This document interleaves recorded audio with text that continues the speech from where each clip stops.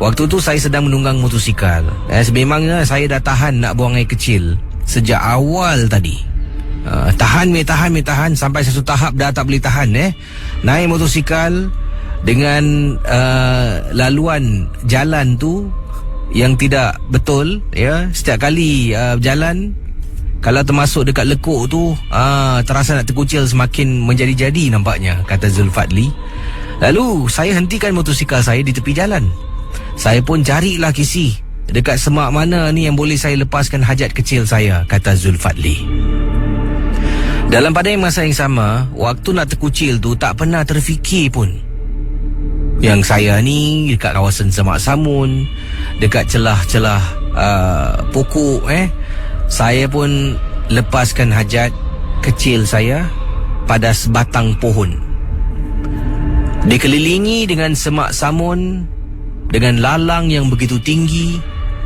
Waktu malam, sekitar jam 10 lebih malam, dalam perjalanan nak pulang ke rumah saya setelah saya lepak dengan kawan-kawan saya, ataupun setelah beliau ni duduklah minum kopi ke minum teh, berborak-borak dengan teman-teman. Jadi kata Zulfadli, saya pergi gerak pohon ni, saya pun lepaskan hajat kecil. Dah habis semua, dah selesai kancing seluar saya toleh ke belakang nak jalan. Tiba-tiba bulu tengkuk saya meremang. Bulu tengkuk, bulu tangan, bulu rumah tangan kiri kanan saya meremang serentak. Jadi menjadi kebiasaan, bila tu perkara itu berlaku, katanya di sini, saya pun toleh belakang. Bila toleh belakang, saya nampak pokok ni terus menjadi seram. Dalam hati, kenapalah aku pergi pancut dekat sini? Pendengar Ria 897, kata Zulfadli, saya pun sambil berjalan, mulut ni komat kamit membaca surah Al-Fatihah. Naik motosikal, tunggang motosikal sampai balik ke rumah.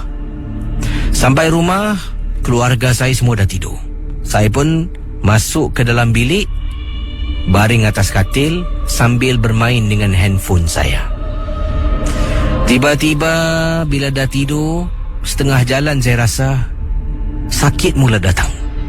Saya mula dapat rasa kesakitan pada bahagian anu saya, Kisi. Aduh, alangkah terperanjatnya apabila saya cuba periksa apa yang berlaku, Kisi. Mohon maaf kalau ia ni tidak begitu baik gambaran saya mohon maaf. Tetapi Kisi, seluruh kaki saya, kiri dengan kanan, kawasan peha dan anu saya warna merah padam. Peha saya menjadi bengkak, membesar dan terus membesar. Saya tak ada pilihan. Saya ketuk pintu bilik bapa saya dengan mak. Saya tunjukkan peha saya yang merah. Mereka terperanjat.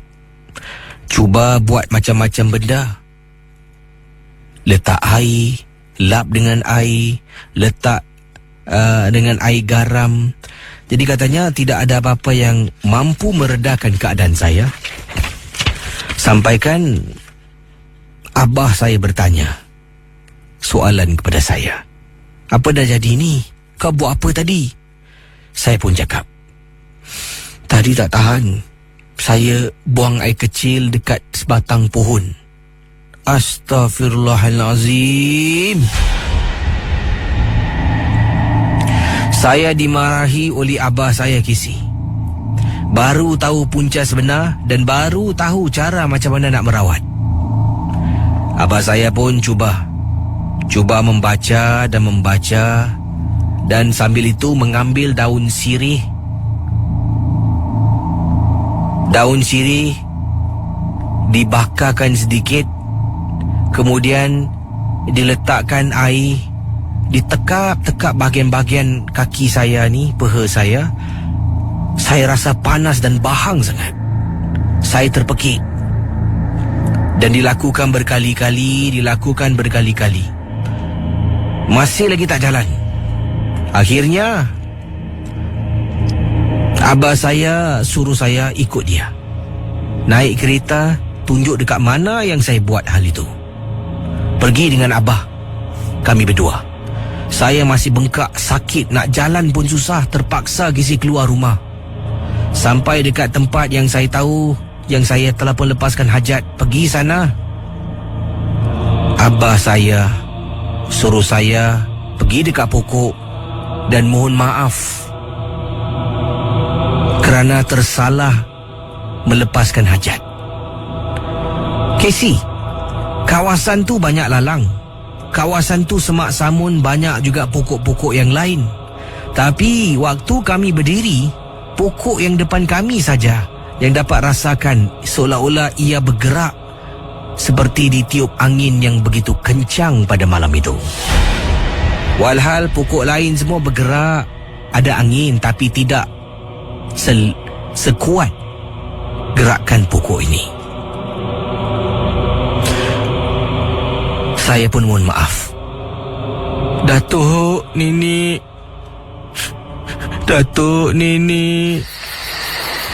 Tolong maafkan saya.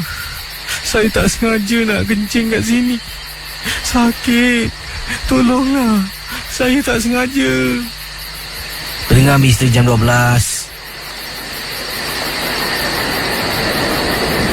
Setelah itu, serta-merta kesakitan pada kaki saya dapat saya rasakan berkurangan sedikit. Keesokan harinya, abah saya bawa saya jumpa dengan seorang pakar perubatan, memberitahu apa yang berlaku dan apa yang telah pun kami lakukan. Saya dengan abah dimarah. Katanya begini, yang kau dua orang pergi dekat pokok tu, minta maaf dengan dia. Apa cerita? Diorang tu lebih suka, lebih berleluasa kalau manusia datang minta maaf. Tidakkah korang tahu yang kita ni lebih mulia dari dia? Korang telah pun memartabatkan dia. Lain kali kalau berlaku hal macam ni, jangan ikut kata dia. Dia memang nak kau datang sana. Sujud kalau boleh. Lepas ni siaplah nanti benda-benda lain berlaku. Abah saya terdiam. Saya pun terdiam. Dan abah saya tanya, tapi malam tu aku dah tak tahu nak buat apa lagi. Anak aku makin bengkak kaki dia, makin sakit. Yelah, aku faham keadaan kau. Tapi harap kau belajar dari sini. Jangan pergi balik tempat tu minta maaf. Nanti lepas ni apa? Ayam seko? Minta tu minta ni kau nak kasih? Akhirnya, berubat secara yang dibolehkan adalah bacaan-bacaan tertentu, menggunakan jenis-jenis bunga herba untuk melegakan keadaan. Tapi saya bersyukur, keadaan saya tidak terlampau darurat sangat. Dan saya sejak malam itu, kata Zulfadli, tidak sesekali, kalau macam mana punya tak tahan pun, saya tak akanlah pergi dekat tepi pokok. Terima kasih dan selamat tengah malam.